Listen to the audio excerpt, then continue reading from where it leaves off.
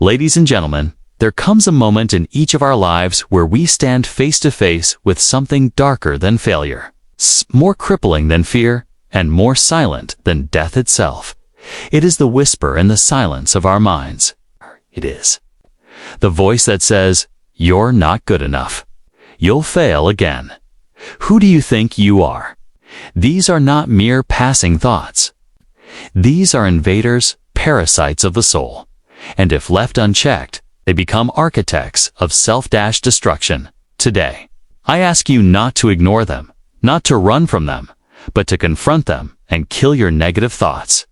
Not with violence, but with light, with awareness. With truth. Let us begin.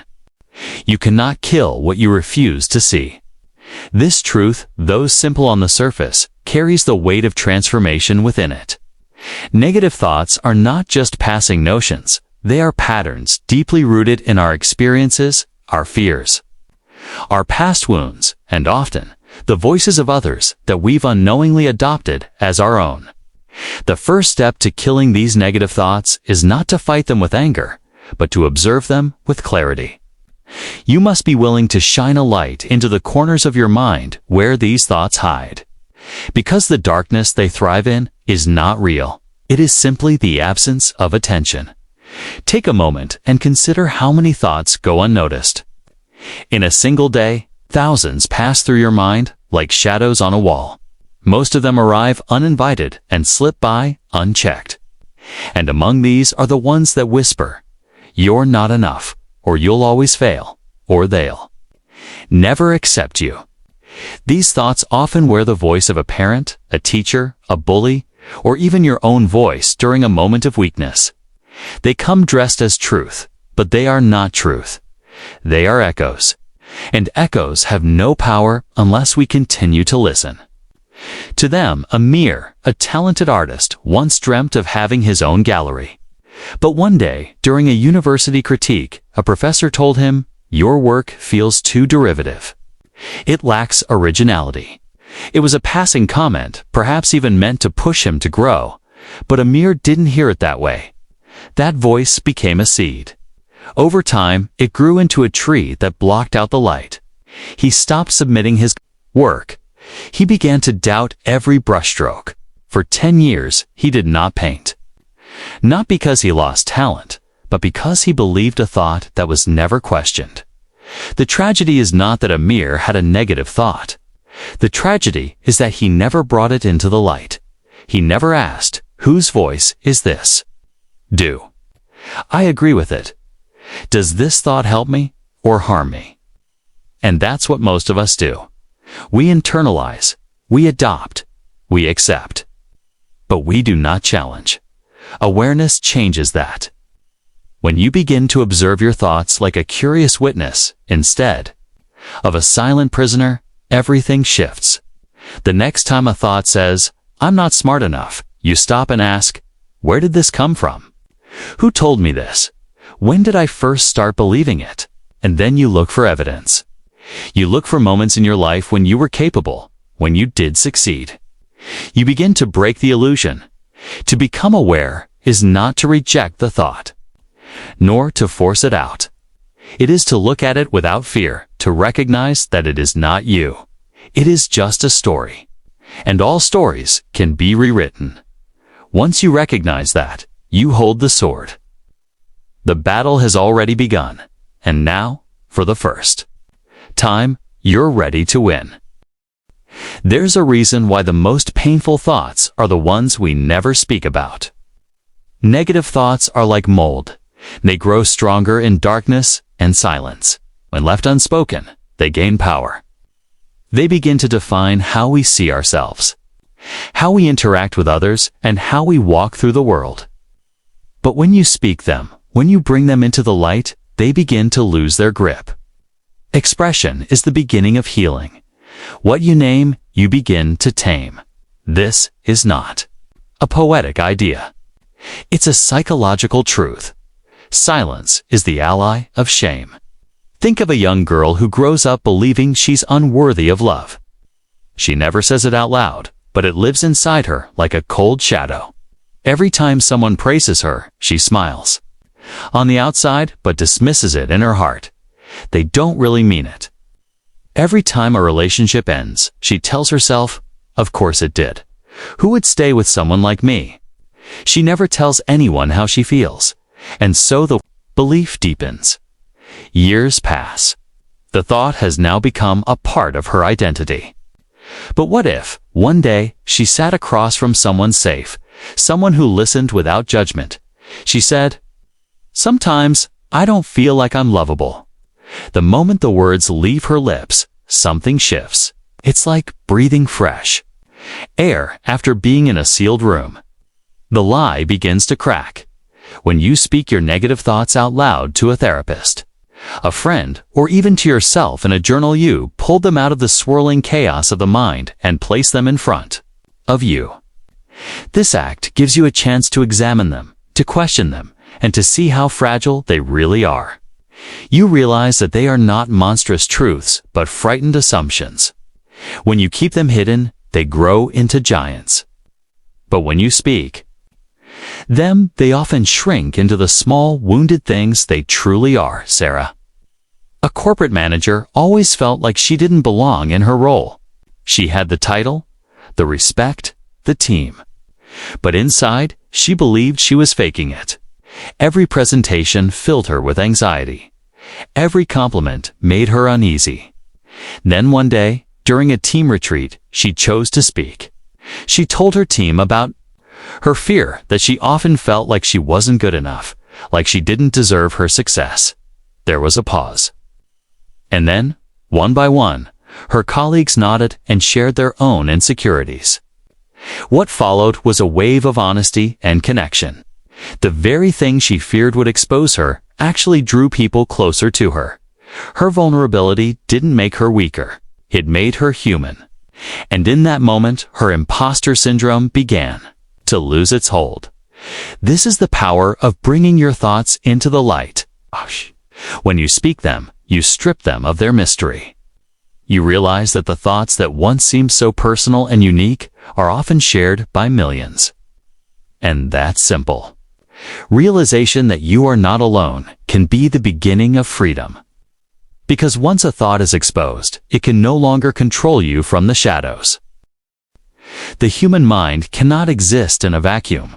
It is always thinking, always narrating, always interpreting. When we try to remove negative thoughts without putting something healthier in their place, we create a space that often gets refilled with the same negativity. This is why trying to simply stop thinking negatively doesn't work.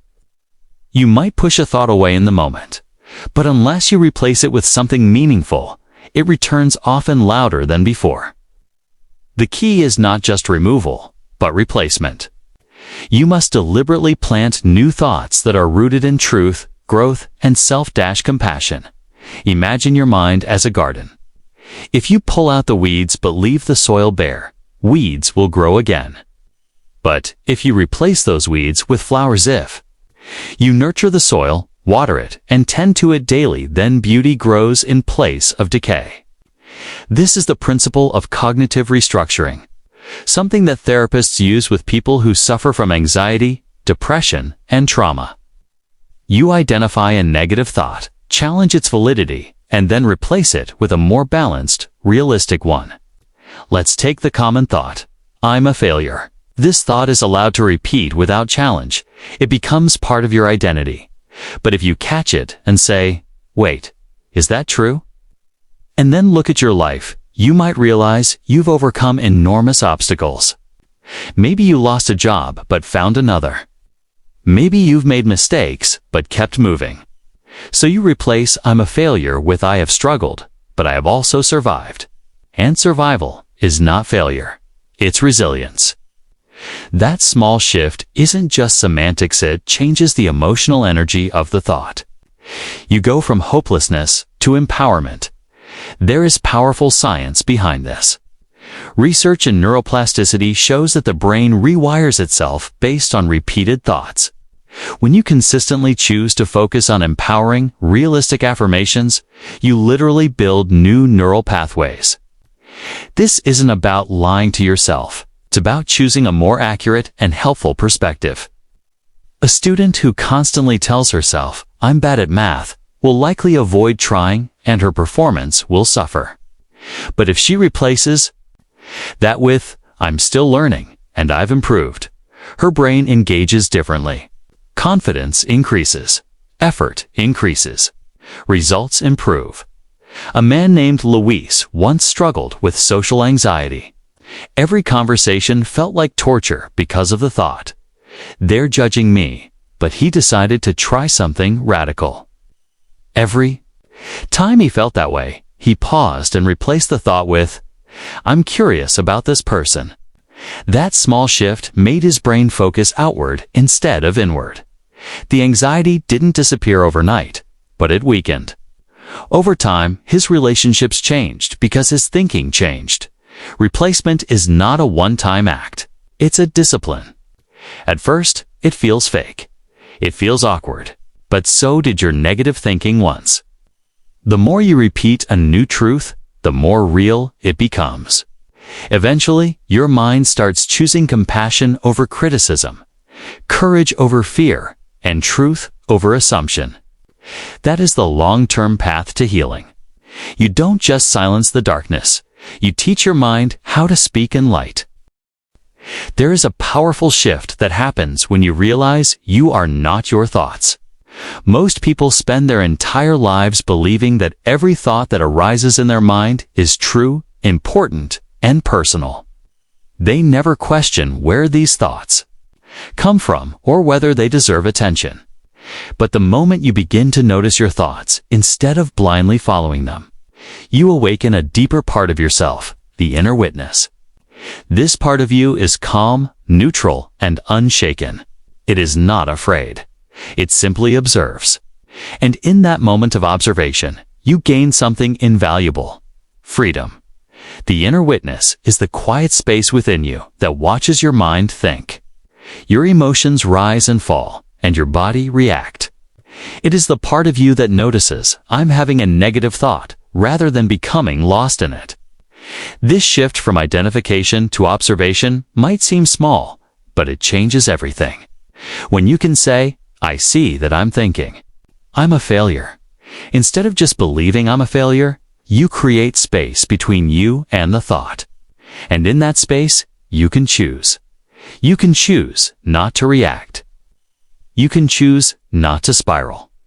You can choose not to believe it. This is not philosophy. It is a lived truth that people discover in moments of stillness, especially through practices like meditation, mindfulness, or journaling. When someone sits quietly and begins to notice the constant flow of thoughts, they often say, "I had no idea my mind was so noisy." But as they continue, something else happens. They start to realize they don't have to obey every thought. They can let it pass, like a cloud drifting across the sky. It is there, but it is not them. A woman named Alina used to suffer from intense anxiety. Her mind would race with worst-case scenarios, especially at night. She'd feel panic building, heart racing, hands shaking. But then her therapist introduced her to the idea of the witness. She began to practice noticing her thoughts instead of getting swept away by them. The next time the anxiety came, she whispered to herself, "This is a thought. I don't have to believe it." At first, it didn't stop the anxiety, but it gave her a foothold, a place to stand that wasn't completely inside the fear. Over time, that foothold became stable ground. Your inner witness has always been there. It is the part of you that knew, even in moments of chaos, that something didn't feel right. It is the same part that feels peace when you sit in nature, or when you're completely present in a moment of love or laughter. It does not yell, it does not judge, it simply sees. And seeing is enough. Because once you can see a thought for what it is, a mental event, not a permanent truth, you can let it go. When you live from this space of observation, negative thoughts lose their power. They may still come, but they will no longer control you. You will no longer be a prisoner of your own mind. You will become the one who chooses. And in that choice, you are free. At the heart of every negative thought lies a lie. A distortion of reality. A voice that tells you what you cannot do, who you are not, what you will never become. And these lies, when believed long enough, shape not only your perception, but your identity. They make you live smaller than you are. But there is one force more powerful than any inner critic, more lasting than any fear, and more honest than any cruel thought, and that is truth. And the only way to fully destroy a lie is not just to argue with it in your mind, but to live in direct opposition to it.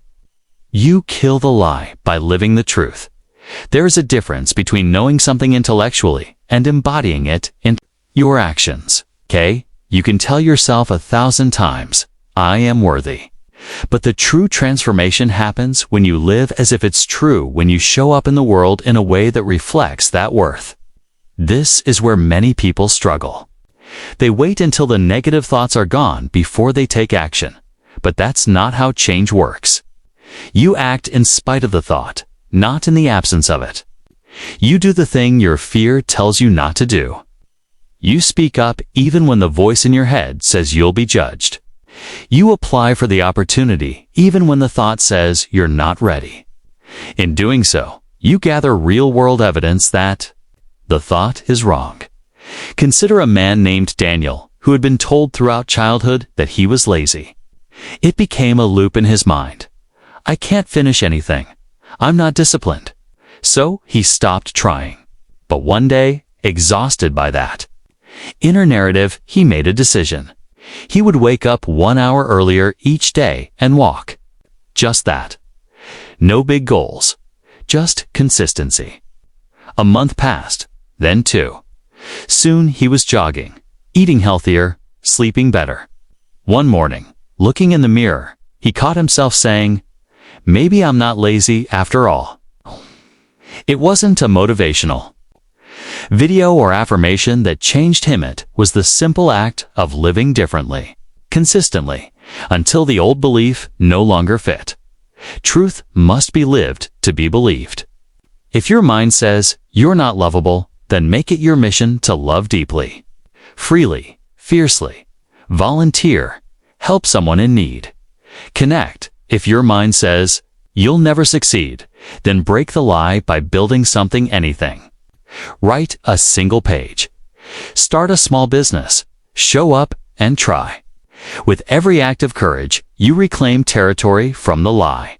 Slowly, you shift from being someone who thinks they're changing to someone who knows they already have. Living the truth doesn't require perfection. It requires commitment. You don't need to believe the truth fully in order to begin. You just need to move in its direction even when it feels unnatural. Over time, the actions become habits. The habits become identity. And the lie, which once felt like your reality, becomes nothing more than a story you used to believe. You don't argue with it anymore. You've outgrown it. You've walked out of the prison it built.